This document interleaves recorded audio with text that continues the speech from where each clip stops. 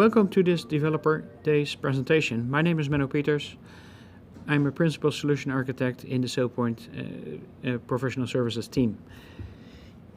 We often get the question, how can we monitor the virtual appliance? And in this presentation, I'm going to show a way to monitor those virtual appliances and virtual appliance clusters.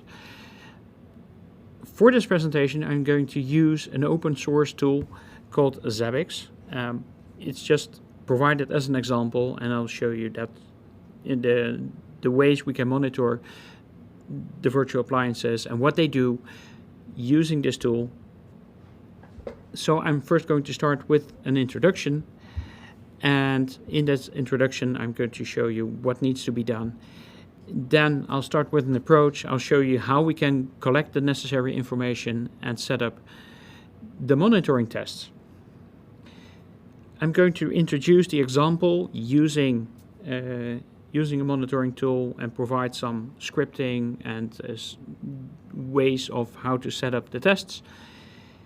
And if this is this set of tests is not all we can do, there are more things we can do, but I have not prepared everything. There are some more ideas that I have that I'd like to share, and just as inspiration.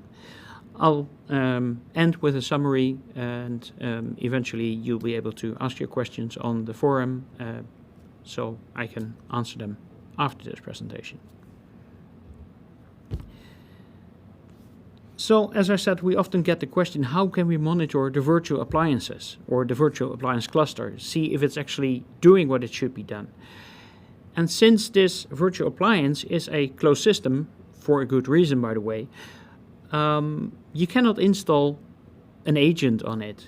You can do some basic monitoring, like you can ping it, you can check whether the SSH port is reachable, and perhaps you can configure a test that logs in using SSH and runs a simple command.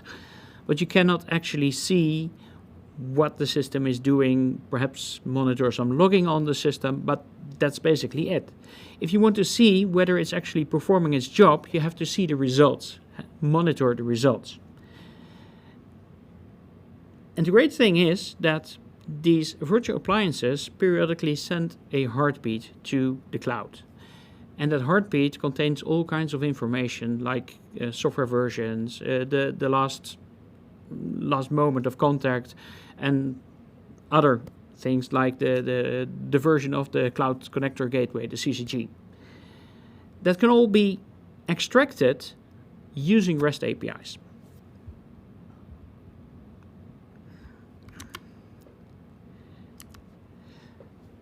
So what we need to do is to make checks that make use of the REST API. As I said, the virtual appliances send a heartbeat with all kinds of information that we can use to monitor the cluster and the individual virtual appliances. For customers that make use of Identity IQ plus AI, we also need to install the virtual appliance. And the virtual appliance is then used to run the so-called harvester. The harvester is the process that contacts the Identity IQ database and reads all the objects that need to be analyzed in the cloud for AI. And this harvester also sends information about its health and about the number of objects that have been uploaded, and that information can once again be retrieved using REST APIs.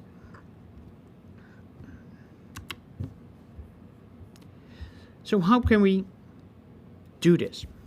Well, we need to have a monitoring tool, of course, and in this presentation I'm going to just use a tool called Zabbix, and Zabbix version 6.x. It's an open source, freely available tool. There are lots of packages for different operating systems available, often packaged with the operating system, or you can get it from the Zabbix website. Zabbix is not what this presentation is about. It's just used as an example. So you can implement the checks that we're going to talk about in virtually any monitoring tool, if not all. And perhaps you can do it inside the product, or you can do it using external scripts And what we need to do here is identify the REST endpoints that we can use for monitoring. The first resource that we have for that is the API documentation on the developer website. So developer.sailpoint.com, there's a link to the Identity Now or Identity Security Cloud documentation. And there under the API, we can see all kinds of REST endpoints that may be useful for monitoring. Some of the endpoints that are useful for this may not be officially documented, but in that case, if you go, for example, to the screen for the data sources for AI, you can use your browser endpoints to see what endpoints, browser extensions to see what endpoints the user interface is making use of. As they are not documented, they're not guaranteed to stay exactly the same, but at least it can help you on your way. And then a tool like Postman or SOAP UI can be used to configure these endpoints, perform tests, see what kind of results you're getting, and analyze these responses and see how you can implement them in your monitoring tool.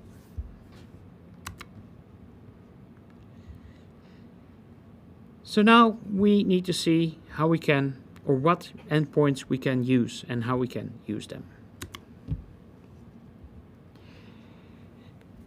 First of all, we need an Identity Now tenant, very likely your sandbox environment, and you need administrator access to set up all kinds of things like a client ID and secrets to be used for monitoring. You need, of course, a virtual appliance cluster. It needs to be configured and active. You need to have at least one virtual appliance in the cluster. And then you can set up a personal access token for an administrative account, probably some monitoring account, dedicated monitoring account in Identity Security Cloud that you'll set up. And for Postman, it could be very helpful to just use the all scope so that you can test any of the REST endpoints, but later we can reduce the access that the user has to whatever is necessary. In this presentation, I'm also going to use the Postman notation, so with double curly brackets to identify a variable or colon parameter to identify parameters in the REST APIs and the REST calls. For Identity AI customers, Identity IQ Plus AI customers, you must have a data source configured, and then in Identity Now we can see what endpoints we can use, and you must of course have a single virtual appliance running the harvester. First endpoint that we'll need is for authentication. So even your monitoring tool will need to first of all authenticate before it can make any other REST calls. This is all documented nicely on the developer website. You need to call the OAuth token endpoint on your API URL. Say that it has to provide client credentials, and you provide your client ID and secret. And then you get a result, and that looks roughly like what we can see here at the bottom of the slide. And the most important part there is the access token that we need, that we get, and that we need for further REST calls. We will use that access token, the value of the access token, as the bearer token for further REST calls.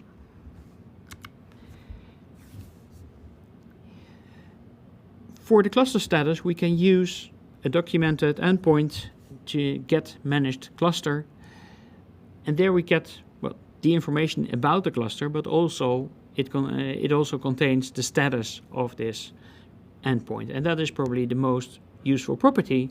This property can have a status normal, meaning that there are at least 2 active virtual appliances in the cluster. It can have a warning state. Typically, that means that there's only one virtual appliance up and running. It's active, but there's only one. Or failure, meaning that there's something wrong with your cluster and there's no virtual appliance up and running.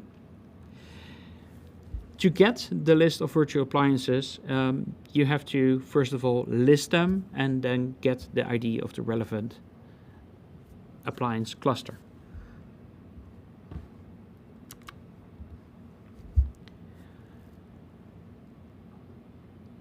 For the appliance cluster, you make a REST call and you provide the client, or you make a REST call and you get the client IDs. And the client IDs are the individual virtual appliances. And these can then also be monitored by just providing this REST or this client ID as part of the REST API call for the virtual appliances. So beta managed clients, then you provide the ID of the virtual appliance / status, and then after the question mark you have to specify the type of client, in this case a virtual appliance or VA. And this also returns a status attribute, and there are more values here like normal or undefined, not configured, or configuring. Configuring means it's probably rebooting after an update and retrieving the new configuration. And normal is just working as expected. Warning, error failed, indicate problems.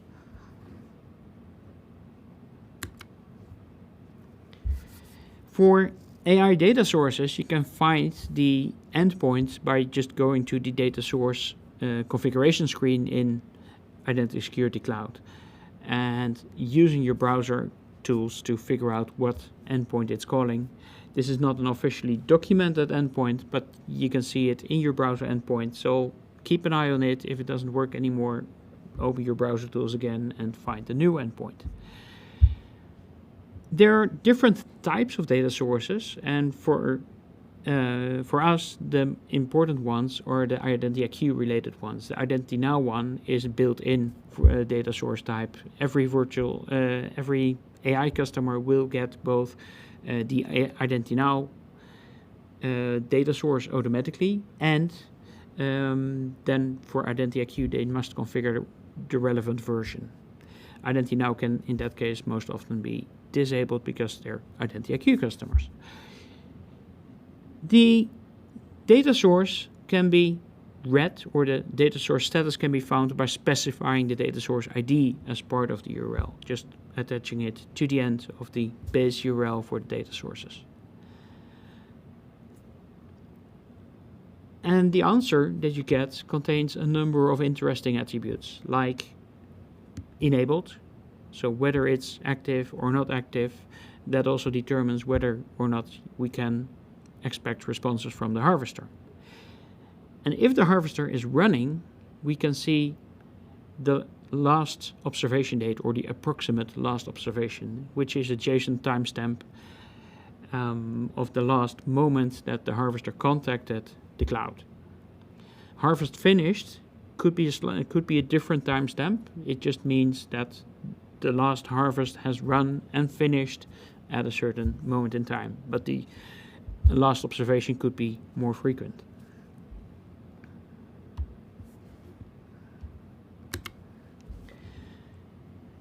So I'd like to now show you how we can implement all this. What we need is a monitoring tool, and as said in this example, I'm going to use Zabbix. And in Zabbix, we're going to create representations of the Identity Now tenant, called a host in Zabbix, and we can then create items. And items are the things that we want to monitor. And to feed information into those items, we can set up so-called macros, which are basically variables for certain names or IDs or secrets that you must use in your items. And it wouldn't be complete if we don't set up any triggers. The triggers respond to unusual or undesired values for the items. The items produce an outcome, and the triggers are used to eventually send a signal to responsible persons. So first of all, we need to create API credentials. This has to be a personal access token. There's a difference between the global tokens and the personal tokens, and the personal tokens are the ones that we need. So you need to set up some identity with administrative access in Identity Security Cloud, and that identity needs to request a personal access token. For the AI part, we need the scope AI configuration read, and for and the data source read, and for identity now the cluster status and the individual appliances, we need IDN managed client status read and IDN remote client read. So those are the only access rights, the only scopes that we need for these tests. If you're going to set up other tests, you may need to expand this list. So now I'm going to switch to my demo environment, and I'm going to show you, first of all, Postman, how it's done, and how we can test this, and then I'm going to show you in Zabbix. So now I'm switching to my demo environment. So here in Postman, I have set up a number of calls that I can make. So first of all, I need to retrieve the bearer token to authenticate the other endpoints. And as you can see, I have set it up with some variables in Postman. This is a variable that represents the API URL for my environment. And then OAuth/token. That is the endpoint that we need to call. We need to set up a body with type the URL encoded form. And then the grant type has to be provided as client credentials. I need to provide a client ID, which is a value that I configured as a variable in Postman, and a client secret, which is also an environment variable in Postman. And another thing that is very useful is this test that will automatically retrieve the access token from the response. So if I successfully authenticate, I also automatically populate the bearer token variable, so the access token, as a variable in my environment. So let's execute, and then I can make use of the other calls. So you can see this access token, which is valid for a number of seconds, and that can be used to retrieve other information. So first of all, I want to list my clusters. And I'm going to do that here. It's just a REST call to this endpoint, beta manage clusters. And you can see the bearer token has already been filled in by Postman. And I'm going to click send. And now I get a list of my virtual appliance clusters. So this is my AI cluster. And you can see all kinds of configuration information, the public keys, queues, certificates, status, creation date. I set status, where is it? Should be here. So this is, the cluster is in normal operation state. 2 virtual appliances are active, at least. And I can also get a specific cluster by just providing the ID. And that is configured once again as a variable. So I'm clicking send, and I get the same results as in the previous one, except that this is not a list, it's just an individual object that I get. And what I mentioned, or forgot to mention actually, is that the client IDs are also listed here. The client IDs are the IDs of the individual virtual appliances. And I can just get the status of a single virtual appliance using this REST API call. And what you see here is the ID as a parameter, path parameter, and this is once again stored in my environment as a variable. So I'm going to click here, and I should get the status of a single virtual appliance. And what you can see is the IP address, the host name. Well, this is the default host name. If the CCG would be active, then you would see some information about the CCG, the version, etc. I can show you that in my other environment where the CCG is actually running. So I need to get a new token for this environment, and then get the VA status here. There you see an e-tag and a pin for the virtual for the CCG if it has been set, and it should also show me the version. Where is the version? Oh, this is the operating system version for hypervisor, VMware. I'm just missing something here. At least you get all the information. Oh, and here the status of the virtual appliance is normal. And going back to my other one. Yeah. Okay, and for data sources, I need an AI environment. So I have a data source ID that I already figured out, and I can just make a call to get the status of my data source. And the data source is just a representation of the harvester running on the set of configurations for the harvester running on the virtual appliance. And you can see there's a last observation timestamp, so it just recently contacted my system. It's the 9th, and this is in the Greenwich Mean Time zone. It is my IdentityIQ 8.3 environment, and for that I need to use an 8.1 harvester type. You can see a cluster ID and a type and all kinds of information that is retrieved by the harvester to contact my IdentityIQ database. The harvester has to make a different call to actually see the password and other sensitive information. In this REST API, the passwords and other credentials are hidden for a reason. So now let's move to Zabbix, and that is on this other screen. So I have set up two hosts in Zabbix, one for one environment and one for the other. These are my two playground environments.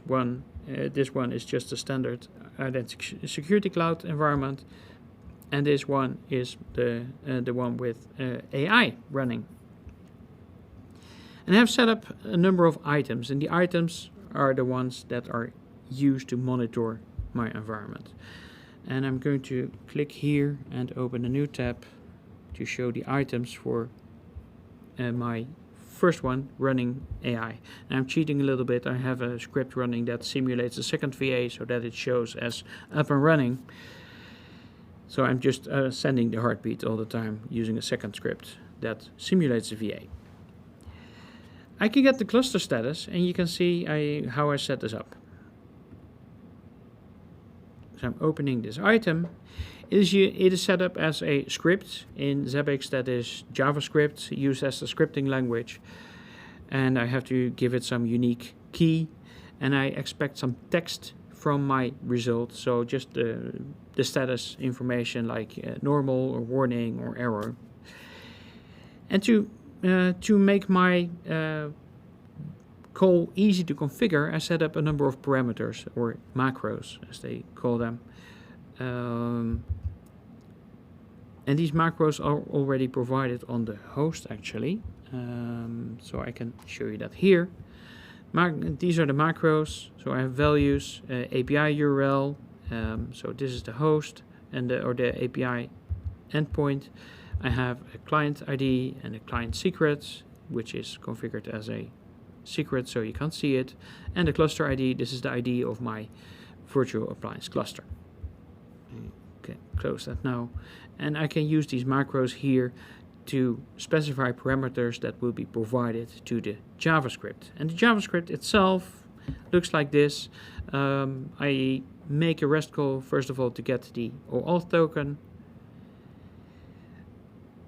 using basic authentication and the client ID and secret as inputs.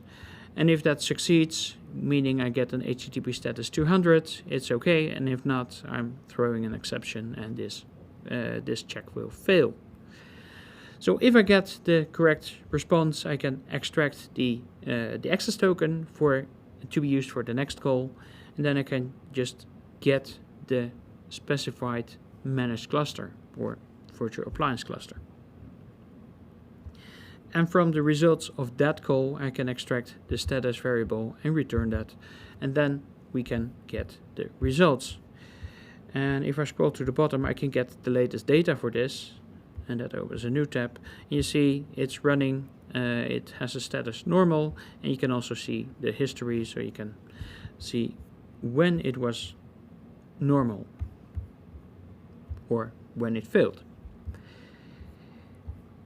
Going back to my items here, I also set up a similar call for the virtual appliance status. And you can just go here and you see the same kinds of inputs. I specified the virtual appliance ID just for this item because it's different for the two items, and I couldn't set it up as a single macro. And the script looks very similar. I'm just using a different endpoint, the managed clients endpoint, for this call, and type VA must be specified, and I'm injecting the virtual appliance ID here. And once again, I just return the status attribute from the results. And that should also show as normal. And the history also shows that it was working as expected recently, in the last hour at least. I've set up these checks to run every minute with a timeout of 3 seconds, and I scheduled it, and I'm keeping the history for a maximum of 90 days. It's entirely up to you what you set up. And then there's one more item that I'd like to show you, and that is the AI data source. The AI data source is representing the harvester, so you can see whether the harvester is actually uploading its information, contacting the cloud to send the information to be processed. And in this case, I'm monitoring the last seen age, or the last moment of contact. But I could do the same for the last harvest run. Once again, I need to retrieve the credentials here in the script, and then I make a call to get the data sources and specify a specific data source ID. And when I get this information, I can extract the last observation, approximate last observation timestamp, and turn that into a date, and then see if it or return the number of seconds. That's what I'm calculating here. I'm taking the current timestamp and the observation timestamp, which are both in milliseconds, so I divide that by 1,000, and then I get a number of seconds, which is a bit more readable, and return that number of seconds since the last observation. And that's something that we can monitor. And that actually monitoring is what we do with triggers. But if I look at the latest data, it gets more interesting, because this is a number. I can create a graph, and then you'll see, yeah, I apply, where's my graph? It should be here. Oh, there it is. It's just slow, a bit slow. Okay, so if I reduce the amount of time to just 1 day perhaps, it becomes a bit clearer. And you see the spikes in this graph.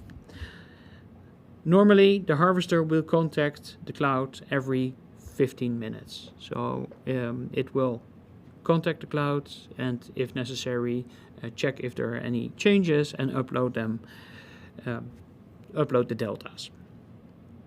So you see it's running as expected, and every 15 minutes, roughly every 15 minutes, it contacts the cloud. If I do this over a longer period, we'll see some interesting effects. You see a very long or very high spike, so there was something wrong with my virtual appliance and with my harvester. Perhaps it was rebooting, or it was just shut down. In fact, I have a script to restart it once in a while. And So it could have just updated the virtual appliance. That's when you see the spike. And when something like that happens, when the time between the check-ins goes up too much, you would want to know. Perhaps there's something wrong with your virtual appliance or with the harvester, or it can't contact your IAQ database perhaps. So we need to set up triggers. And I have set up a number of examples here. One is, or three related to this AI data source, and one is where it says the data source hasn't been in touch more than 20 minutes, and I set the severity to just warning.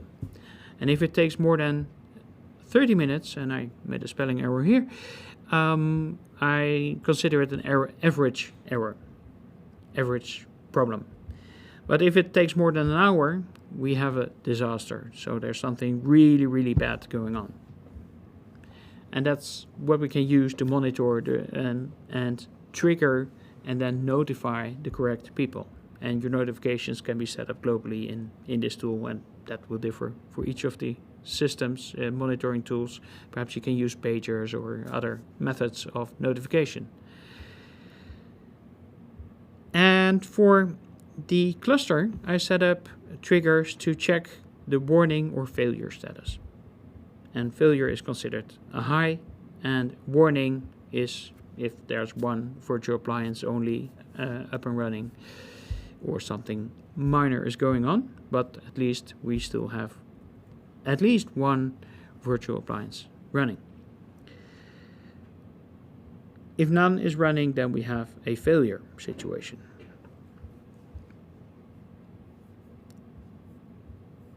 I also set up a second host. I have to go back. All hosts. And I used a slightly different approach here. I'm going to show you the triggers. In this case, I separated out the checks and the login. So first of all, I'm using a login as the base call that I need to make. And this base call will just retrieve the bearer token. So it's going to make a call every minute, and it's going to log in and then returns the token. And this information can then be used in other REST calls.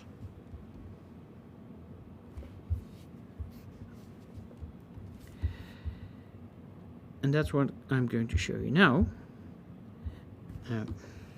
Need to zoom in again. So for example, I want to get the cluster status, which depends on my login. So I have a login, and then I get the cluster information. That depends on my login. The cluster information retrieves a JSON object with the entire set of information that we have about the cluster. And that's just a call that goes to the oh, I don't need that one. Gets the cluster information and then provides that as, this is not, oh, this is the wrong one. Sorry. I'm showing you the login one, and I should click on login, not on the, no, I should click on this cluster information. Cluster information depends on this login trigger, and I have to set up pre-processing steps. In this case, I took JavaScript to once again make a REST call to the managed clusters endpoint with the specified cluster ID. And I'm using the token that I got as a value. Value is the input from my previous step or previous call, and I'm using that as the token for authentication. And then once again, I'm checking the request status. If it's 200, we're okay. If not, we have a problem. And then I'm just returning the entire response, the entire JSON object, or in this case, it's just a string. And I can process that string into a JSON object later. And that's what I'm going to do in the other steps. So for example, I want to get the cluster status or the cluster name and feed that into a piece of information on the host itself. And that's what I can do here. It's marked as a dependent item, and I could just pick any variable here and set it in the in the host information. In this case, I'm just going to get the data and return the name somewhere. I just wrong one. This is the wrong scroll. The name here. I'm going to set that as the name of the environment of the cluster. And in the pre-processing step, I just retrieve from the JSON object the name. Just a very simple one. If I go back to the cluster status, I can go here and look at the pre-processing, and it just retrieves the status of the JSON object. So in this case, I'm using multiple steps. I'm first of all logging in, and I get the information, and then in the next step, I'm retrieving the full set of information based on the token from the previous step. And then I'm using a third step to retrieve information from the JSON object that I got. So I need to only make 2 REST calls instead of a call for each, or 2 calls for each piece of information that I want.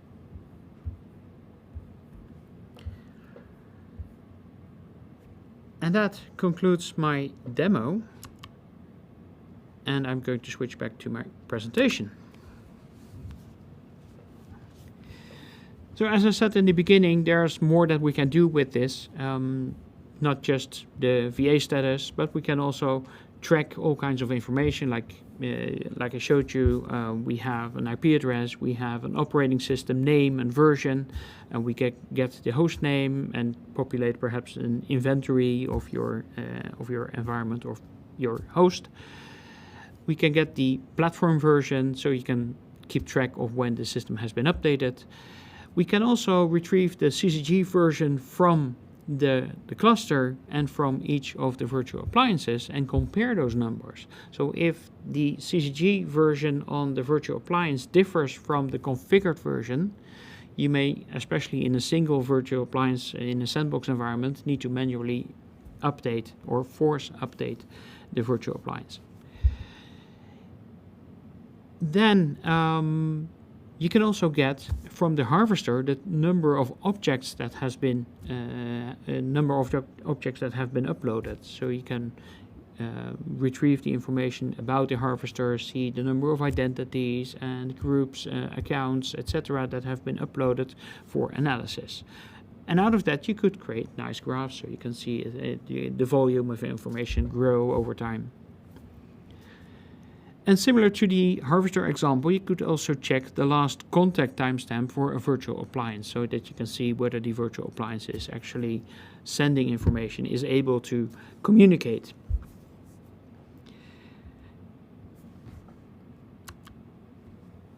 And there are some even more ideas that may not be even related to virtual appliances, but to ISC as a product. You can monitor a certification process, monitor a number of open manual tasks. If that number grows over a certain limit, then you can start notifying people that some work needs to be done. You can also monitor the source status, and Identity Now or Identity Security Cloud can send email messages if a source is not responding or if a virtual appliance cluster is not responding. But with this, you can also send pager messages because you're using a monitoring tool, and get active notifications instead of just someone having to monitor the email. You can create graphs of the number of accounts, identities, roles, entitlements, open certifications, manual tasks, etc. over time. And that brings me to almost the last slide, the summary. The message that I want to bring here is that you don't need to have direct access to the virtual appliance or virtual appliance cluster, and you don't need to install an agent. So what we can do is indirectly monitor the virtual appliances. We can make use of the REST APIs to get the necessary information. And the most important part is that the virtual appliance is able to communicate and able to send the information to the cloud. So we monitor via Identity Security Cloud, and we monitor basically the results. And all this information can be retrieved via REST APIs. And those can be configured in your monitoring tool of your own choice. If you have any questions, please post them in the forum, and I can answer them later on. And that brings me to the last slide. Thank you very much for watching this presentation, and hopefully see you next time.